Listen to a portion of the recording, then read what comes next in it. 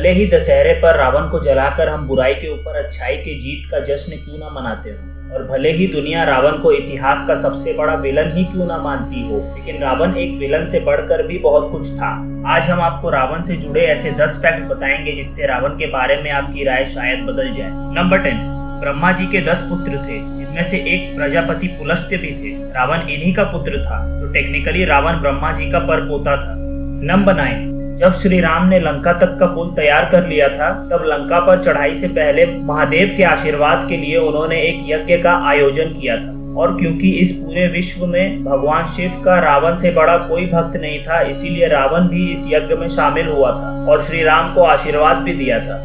Number 8, Ravan उस समय का सबसे बड़ा विद्वान था। पॉलिटिक्स और डिप्लोमेसी में उसे महारत हासिल थी, इसीलिए जब वो अपनी आखिरी सांसें ले रहा था, तब श्री राम ने लक्ष्मण जी को रावण से अर्थशास्त्रों का ज्ञान लेने को कहा था। इससे वो दुनिया को ये संदेश देना चाहते थे कि भले ही कोई आपका शत्रु क्यों ना हो, लेकिन अगर वो परम ज्ञानी है तो उसकी हर स्थिति में इज्जत करनी चाहिए। नंबर 7, रावण की कई पिक्चर्स में आपने उसे वीणा बजाते हुए देखा होगा। कहा जाता है कि वो म्यूजिक का बहुत बड़ा शौकीन होने के साथ साथ वीणा बजाने में एक एक्सपर्ट भी था।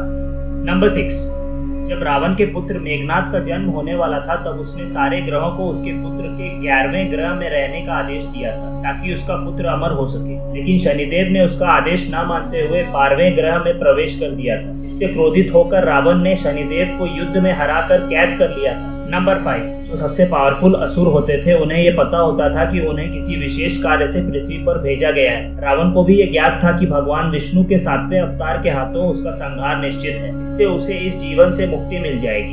नंबर 4, रावण के 10 सिर का रहस्य क्या आप जानते हैं? रावण महादेव का सबसे बड़ा भक्त था, इसीलिए उन्हें प्रसन्न करने के लिए उसने अपने सिर के 10 टुकड़े कर दिए थे ताकि वो उन्हें एक के बाद एक शिवलिंग पर अर्पण कर सके। लेकिन कहा जाता है कि जैसे जैसे वो एक एक टुकड़े को अर्पण करता गया, वैसे वैसे महादेव के कृपा से वो टुकड़ा एक एक सिर में तब्दील होता गया। इसीलिए रावण के 10 सिरों को महादेव का वरदान ही कहा जाता है। नंबर 3, रावण चाहता था कि शिव जी कैलाश छोड़कर लंका आ जाएं, इसीलिए वो कैलाश पर्वत को उठाकर लंका लाना चाहता था। लेकिन भगवान शिव के कैलाश पर्वत को कोई उनकी इच्छा के विपरीत हिला भी सके, ऐसा मुमकिन नहीं था। इसीलिए जब रावण ने कैलाश पर्वत को उठाने की कोशिश की, तो भगवान शिव के क्रोध से उसका एक हाथ पर्वत के नीचे ही आ गया, जिस वजह से उसने एक दर्द भरी दहाड़ लगाई और भगवान शिव की शक्ति से खुश होकर उसने शिव तांडव शुरू कर दिया। कहा जाता है शिव तांडव में मग्न होकर रावण ने अपने हाथों की नसें निकाल ली थी, जिससे प्रसन्न होकर भगवान शिव ने उसे रावण का नाम दिया। इसका अर्थ है जोर से दहाड़ने वाला।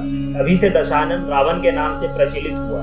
नंबर 2, जब रावण की पूरी सेना श्री राम के हाथों मारी गई थी, तब युद्ध जीतने के लिए उसने एक यज्ञ किया। लेकिन उसका ये यज्ञ तभी सफल होता जब वो बिना उठे या बिना किसी विघ्न के यज्ञ पूरी करता। तब श्री राम ने राजा बाली के बेटे अंगद को रावण का यज्ञ भंग करने के लिए भेजा। लेकिन अंगद के कई कोशिशों के बावजूद रावण यज्ञ छोड़कर नहीं उठ रहा था। अंत में अंगद ने रावण की पत्नी महारानी मंदोदरी को बंदी बना लिया और उसे मारने की धमकी देने लगा। लेकिन अब भी रावण यज्ञ छोड़कर नहीं उठना चाहता। तब महारानी मंदोदरी ने रावण को चीखते हुए कहा कि श्री राम अपनी पत्नी के लिए युद्ध लड़ रहे हैं और आप अपनी पत्नी के सम्मान के लिए एक यज्ञ भी नहीं त्याग कर सकते। ये सुनते ही क्रोध में आकर रावण यज्ञ से उठ गया और उसका यज्ञ वहीं भंग हो गया। दोस्तों, ऐसे ही इंटरेस्टिंग कंटेंट के लिए प्लीज अभी जाकर वीडियो को लाइक करें, चैनल को सब्सक्राइब करें और बेल आइकन दबाना ना भूलें, ताकि जब भी हम कोई नया वीडियो लाएं तो आपको तुरंत नोटिफिकेशन मिल जाए। नंबर 1, रावण और कुंभकर्ण दरअसल जय और विजय के दूसरे अवतार थे। जय और विजय वैकुंठ लोक के पराशर यानी गेट कीपर्स थे।